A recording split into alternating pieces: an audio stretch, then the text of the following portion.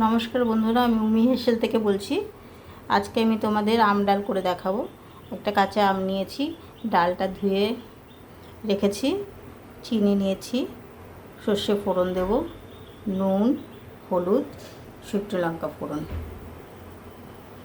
জলটা ফুটে গেছে, ডালটা দিয়ে দিচ্ছি।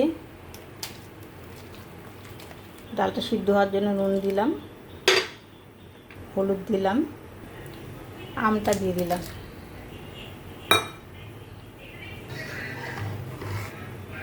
ডালটা আমার সিদ্ধ হয়ে গেছে, আম ওর ভিতর রয়েছে।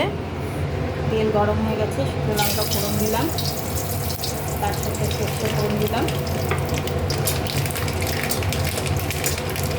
ডালটা সব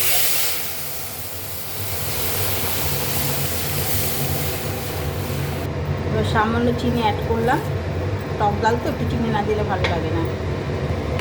আমার আম ডালটা হয়ে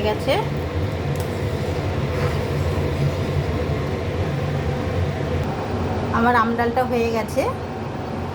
তোমাদের যদি ভালো লেগে থাকে লাইক করো, কমেন্ট করো, শেয়ার করো। থ্যাংক ইউ, ধন্যবাদ।